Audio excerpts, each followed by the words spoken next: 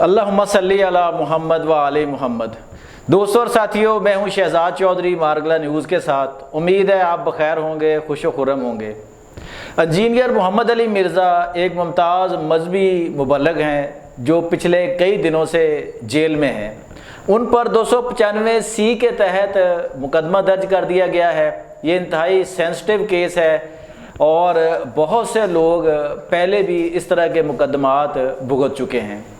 محمد علی مرزا کو عام آدمی نہیں ہے، انہوں نے سوشل میڈیا کے ذریعے مسالک کے درمیان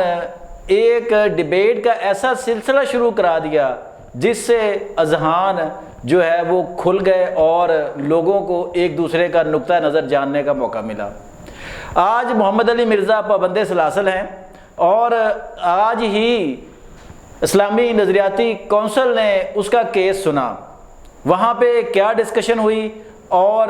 کیا واقعی کوئی مجاز فورم ہے اسلامی نظریاتی کونسل، اس حوالے سے اس اہم ترین نقطے پر بات کریں گے۔ ہمارے ساتھ اسٹوڈیو میں موجود ہیں سینئر کالم نگار اور تجزیہ کار سید ذوالفقار علی شاہ۔ آئیے ان سے پوچھتے ہیں۔ السلام علیکم شاہ جی۔ وعلیکم السلام جوشی صاحب، کیا حال ہے؟ شاہ جی کیسے ہیں آپ؟ ٹھیک ہیں آپ سنائیں؟ ٹھیک شاہ جی، محمد علی مرزا صاحب پہلے تو آپ کو پتہ ہے 3 MPO کے تحت ان کو گرفتار کیا گیا، پھر ان کے خلاف 295C کا پرچہ درج ہو گیا۔ اب وہ پنڈی جیل میں قید ہیں۔ ان کا کیس جو ہے وہ اسلامی نظریاتی کونسل میں ڈسکس ہوا اور کونسل نے کہا کہ جس طرح ان جو الفاظ جس کی وجہ سے ان پر توہین رسالت کا مقدمہ قائم کیا جا رہا ہے کہ یہ کفریہ الفاظ ہیں، کونسل کے مطابق کہ انہوں نے کہا جی کہ کن صورتوں میں یہ الفاظ بیان کیے جا سکتے ہیں کہ یا تو کہیں شہادت مطلوب ہو، باطل کی تردید کرنا مطلوب ہو، تعلیم ہے، تنبیہ ہے، اس طرح کے۔ جبکہ وہ کہتے ہیں جی کہ محمد علی مرزا صاحب جو ہے وہ غیر ضروری طور پر جہاں شرعی جواز نہیں ہے وہاں بھی اس طرح کے الفاظ استعمال کر رہے ہیں۔ اس پر آپ کیا کہیں گے؟ جوشی صاحب، بالکل جو اسلامی نظریاتی کونسل نے کہا ہے نا کہ ایک تو جس طرح انہوں نے کہا کہ جی اگر نقل کفر جو ہے وہ تعلیم ہو، تنبیہ ہو یا باطل کی تردید ہو، ٹھیک ہے، تو بات یہ آ جاتی ہے کہ محمد علی مرزا صاحب نے جس لیکچر یا جن الفاظ کے اوپر ان کے اوپر 295C کا جو FIR کٹی ہے، جی سر میں ذاتی طور پہ سمجھتا ہوں کہ وہ تعلیم بھی ہے اور باطل کی تردید بھی ہے۔ اس لیے کہ انہوں نے کہا ہے کہ نقل کفر جو کیا ہے وہ عیسائیت کے جو ہے نا کہا کہ ان کے ہمارے نبی پاک صلی اللہ علیہ وسلم کے متعلق کیا خیالات ہیں جی، تو اس حوالے سے وہ تعلیم بھی دے رہے ہیں۔ ان کے جتنے لیکچرز ہیں جی جو صاحب وہ ایک قسم کا مثلا انہیں یوٹیوبر بھی کہتے ہیں جی، ٹھیک ہے۔ اب ان کے 30 لاکھ سے زیادہ فالوور ہیں سوشل میڈیا کے اوپر، تو وہ تعلیم کی وجہ سے ہی بنے ہیں۔ ہاں جی، ہزاروں ویڈیوز ہیں، تو وہ جو اپنی ویڈیوز کے اندر جو ہے وہ تعلیم دے رہے ہیں جی، ٹھیک ہے۔ ایک تو یہ ہے کہ وہ تعلیم ہے اور باطل کا جو ہے وہ تردید کر رہے ہیں، ٹھیک ہے۔ تو یعنی یہ تو پھر نظریاتی کونسل کے یہ جو الفاظ ہیں یہ تو کنڈیم ہو رہا ہے سر۔ بالکل، میں آپ کو بتا رہا ہوں نا سر جی، میں بتاتا ہوں، ٹھیک ہے۔ یہ بالکل تعلیم ہے، اس لیے کہ ان کی جتنی ویڈیوز ہیں باطل کی تردید ہے، تو سر یہ فرقہ پرستوں کی جتنی دکانداری ہے نا ان کے اوپر ایسی تیسی ان کی منجی ٹھکی ہے نا جی، بالکل، ٹھیک ہے۔ اب آپ اگر نظریاتی کونسل کے اوپر کہیں گے تو سر وہاں تو سارے کے سارے مسالک کے جو ہاں جی شاہ جی، یہی سوال تھا کہ دیکھیں وہ جو میں نے کہا نا مجاز فورم ہے، تو وہاں تو شاہ جی جو جن مسالک جو مذاہب ہیں مثال کے طور پہ جو بھی اہل تشیع ہیں، اس کے بعد اہل سنت ہے یا ان کے آف شوٹس آگے جو ہیں وہ ان سب کے خلاف ہیں اور انہی کے نمائندے وہاں وہ اسلامی نظریاتی کونسل میں بیٹھے ہیں۔ پھر کس طرح اسلامی نظریاتی کونسل ایک غیر جانبدار فورم جو ہے وہ بن گیا جناب؟ اس کے لیے آپ کی بات کی 100% تائید کرتا ہوں جوشی صاحب، اس لیے کہ مرزا محمد علی انجینئر جو ہے ان کی جنگ ہی جو ہے وہ فرقہ پرستی کے خلاف ہے، مسالک کے خلاف ہے۔ وہ کہتے ہیں کہ جی نبی پاک صلی اللہ علیہ وسلم اور خلفائے راشدین اور صحابہ کرام جی وہ کوئی مقصد سنی یا شیعہ دیوبند اہل حدیث یہ نہیں تھے، وہ تو مسلمان تھے، ٹھیک ہے۔ تو وہ ان فرقہ پرستی کی جو دکانداری ہے نا سر جی، وہ ان کے خلاف اس کی جنگ ہے جی، بالکل۔ اب کسی سے وہ اتفاق کرتا ہے یا اختلاف وہ ایک علیحدہ چیز ہے، ٹھیک ہے۔ تو نظریاتی کی اسلامی نظریاتی کونسل کے اندر جتنے بیٹھے ہوئے ہیں وہ ظاہر ہے کہ اپنے اپنے مسالک کی نمائندگی کر رہے ہیں، وہ تو سمجھے قسم کے فریق ہیں جی۔ مرزا صاحب جو جنگ لڑ رہے ہیں وہ تو اس کے فریق ہیں، بالکل اس کے فریق ہیں۔ وہ اگر فریق ہیں تو وہ اب پرابلم یہ آ جاتی ہے کہ پاکستان کے اندر کہ سرکاری سطح کے اوپر جو مذہبی فورم ہے وہ سب سے highest اسلامی نظریاتی کونسل ہے جی، ٹھیک ہے۔ تو یہ تو فریق ہیں تو فریق ہونے کے ناطے جو ہے نا وہ اس کے خلاف جائیں گے، کیونکہ اپنے اپنے مسالک کے ہیں اور یہ مسالک کے خلاف ہے۔ شاہ جی دیکھیں نا، یہ اسلامی نظریاتی کونسل جو ہے وہ اس لیے نہیں تھی کہ وہ اس طرح کے مقدمات ہے یا اس پہ کوئی رائے دے، وہ تو تھی کہ جو پاکستان میں مروجہ قوانین ہیں جو ہے اس حوالے سے سانچے میں ڈالنے کے لیے ہاں کہ وہ گورنمنٹ کی مدد کرے۔ اس کے اندر ایک اور چیز ہے، کونسل نے مسیحی برادری کو جو ہے وہ ان کے مذہبی رہنماؤں کو بھی ایک مراسلہ ارسال کیا ہے، جوزف کے جو الفاظ نقل کیے ہیں مرزا صاحب نے وہ ان کی کتابوں میں درج ہیں یا نہیں ہے، ٹھیک ہے۔ اب بات یہ آ جاتی ہے کہ اسلامی نظریاتی کونسل کو اتنی کون سی پایا نا، وہ پسوڑی پہ ہی اسی کی جلدی تھی، ٹھیک ہے۔ وہ کم از کم جو مسیحی برادری ہے ان کے جو رہنما ہے ان کا جو ہے وہ انتصار تو کرتے ہیں مراسلے کا۔ ایک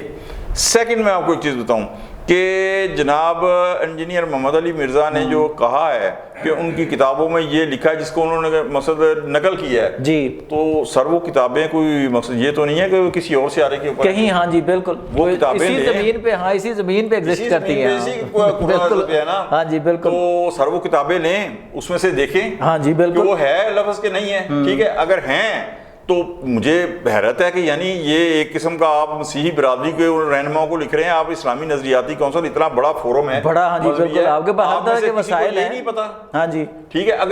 اگر نہیں پتا تو کم از کم ایک تو چیز ثابت ہوئی نا کہ مرزا صاحب آپ سے زیادہ جانتے ہیں، ٹھیک ہے۔ تو اب اگر بین المذاہبی مذاہب کے اوپر آ کے انہوں نے ایک لفظ کہا ہے تو آپ کم از کم وہ کتابیں منگوائیں، وہ دیکھ لیں کہ ان کے اندر یہ الفاظ ہیں یا نہیں ہے، اور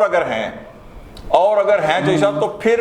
نقل کفر کا ہے کہ اگر انہوں نے تعلیم کے طور کے اوپر کیا ہے تو پھر تو ان کے اوپر نہیں بنتی۔ اچھا شاہ جی، دوسری طرف ریاستی کردار جو ہے شاہ جی، اس میں بھی مجھے نا وہ بڑا ابہام سا نظر آیا ہے، جس دن سے ہے جھول بھی ہے، ابہام بھی ہے کہ ریاست کو سمجھ نہیں آ رہی کہ اس موقع پر وہ کیا کردار ادا کرے، کہ وہ ان مذہبی جو ٹھیکیدار ہیں جن کو ہم کہیں، وہ ان کی نمائندہ بن کے محمد علی مرزا کے خلاف ایکشن لے یا کیا کرے۔ ابھی دیکھیں ان کو جیلم پولیس نے گرفتار کیا، ان کو حافظ آباد جیل میں بھیج دیا گیا پھر، اور اس وقت وہ راولپنڈی جیل میں ہیں، اور انہیں وہاں پہ کوئی بی کلاس بھی نہیں دی گئی۔ وہ کوئی عادی مجرم تو نہیں ہے،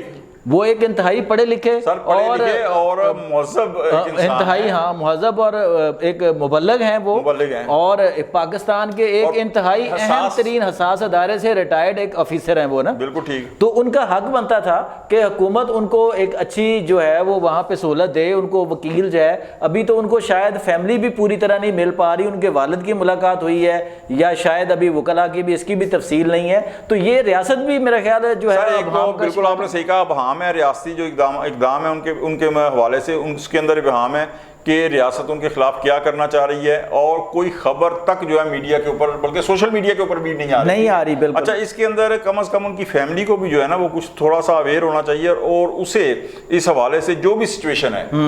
وہ کرنی چاہیے۔ لیکن اس میں آپ نے جو ریاست کا کردار ادا کہا نا سر، اس حوالے سے میں آپ کو ایک چیز بتاؤں کہ یہ ریاست کا شروع سے بڑے عرصے سے چلن ہے کہ اگر وہ ایک فریق کے خلاف کچھ کرتی ہے نا تو پھر اس کو لیول کرنے کے لیے دوسرے فریق کو بھی وہ کرنا پڑتا ہے۔ ہاں جی، تو آپ کو یاد ہے کہ کچھ عرصہ پہلے ایک جو مخالف فریق ہے، مقصد ان کا مخالف تو کوئی ہوگا نہیں، لیکن ایک توہین عدالت ہے، توہین اہل بیت کا مقدمہ بنا تھا، تو اس کے اوپر وہ اریسٹ ہوئے تھے جی، میں نام نہیں لیتا، مرگلا کی پالیسی نہیں ہے، ٹھیک ہے۔ تو اب شاید وہ ہوا ہے، لیکن یہاں میں آپ کو ایک چیز بتاؤں کہ آخر میں، کیونکہ ہمارے پروڈیوسر صاحب کہہ رہے ہیں کہ ٹائم جو ہے اوور ہو رہا ہے، تو میں آخر میں پھر وہی کروں گا کہ ہم نے ایک 1 اگست کو شاید مرزا صاحب کے حوالے سے ایک ویرا کیا تھا، تو وہ ماشاءاللہ بڑی پذیرائی ہمیں جو ہے ملی، اس میں ہمارے ویوز نے دیکھا۔ تو اگر یہ اس حوالے سے اس طرح کی اگر آپ بات کریں گے چوہی صاحب، تو پھر میں آپ کو بتاؤں کہ یہاں تو قرآن پاک کی تلاوت کرنا جو ہے نا وہ بھی ایک بڑا مسئلہ بن جائے گا، اس کو سمجھ کے پڑھنا پھر مسئلہ بن جائے گا۔ مسئلہ اس لیے کہ آپ یہ دیکھیں کہ اگر یہ نقل کفر ہے تو اللہ تعالیٰ کی ذات مجھے معاف کروائے کہ سر جی پھر مجھے ایک چیز بتائیں کہ میں سورہ قلم کی آیت نمبر 51 کیسے پڑھوں گا، پھر اس کے بعد سورہ نجم کی پہلی شروع کی آیات، اس کے بعد سورہ تحریم کی 1 نمبر آیت، سورہ انفال کی 67 نمبر آیت، سورہ توبہ کی 43 نمبر آیت، سورہ منافقون پوری کی پوری، اچھا اس کے بعد غزوہ احد کے حوالے سے پھر جو آیات آئی، سورہ تحریم جو ہے وہ جس طرح میں نے کہا کہ آیت، تو سر ان آیات کو اگر پڑھنے کے بعد اب ظاہر ہے کہ یہ ساری کی ساری مقصد مقدس ہستیاں جو ہیں ان کے متعلق ہیں، تو میں اگر کہیں قرآن پاک کی آیات کو بھی کوٹ کروں گا تو سر پھر یہ جو سسٹم پھر تو ہاں یہ تو پھر آپ پہ بھی لگ جائے گا، پھر میرے اوپر بھی 295 سی لگ جائے گی سر جناب۔ تو یہ اللہ معاف کرے، یہ جتنے ہیں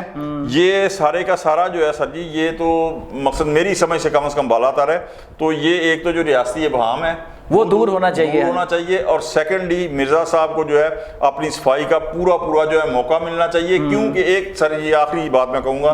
کہ یہ جتنے مسالک ہیں ان کے پیچھے تو پورا ایک مسلک ہے نا سر۔ ہاں جی، پورا مرزا کھڑا صاحب کے پیچھے تو کچھ بھی نہیں ہے سوائے ان کی اپنی ذات کے، یا ہو سکتا ہے کچھ اہل حق جو ہیں وہ ان کے ساتھ کھڑے ہیں، بالکل، کیونکہ سر انہوں نے جو مسالک کی دکانداری ہے سر اس کی جو ہے اوپر ضرب لگائی ہے، اور یہ جو منجی ٹھوکی ہے آج تمام فرقہ پرست جو ہے انہیں موقع ملا ہے، اور وہ اپنے جو ہے نا پچھلے سمجھے کہ 10-15 سال کے جو بدلے ہیں نا وہ انہیں کو چکانے کا موقع ملا ہے، وہ ان کے خلاف کارروائی کر رہے ہیں۔ تو میرا خیال ہے کہ سر جی یہ ان کو اب شفاف ٹرائل جو ہے نا وہ ان کا حق ہے جی۔ جیسا کہ شاہ جی نے کہا کہ اگر اس مقدمے کو ہم نے مثال بنا لیا تو پھر یہاں سمجھ کر قرآن پڑھنا بھی جو ہے وہ بھی مشکل بن جائے گا۔ محمد علی مرزا سے آپ کو لاکھ اختلاف ہو سکتا ہے، لیکن ان کے خلاف اس طرح مقدمات قائم کرنا اسلام اور اس کی تعلیمات کے خود خلاف ہے۔ یہاں ریاست کو آگے آنا ہوگا، ریاستی اداروں کو وہ کردار ادا کرنا ہوگا کہ انہیں شفاف ٹرائل کا موقع ملے، اور پھر ان کی جان اور اس کی فیملی کی جان اور مال کے تحفظ کی گارنٹی جو ہے وہ ریاست اس کو پورا کرے۔ آج تک کے لیے اتنا ہی۔ آپ کی اس پر کیا رائے ہے ضرور آگاہ کیجیے گا۔ اپنا اور اپنے گرد و نواح کا بہت خیال رکھیے گا۔ اللہ نگہبان۔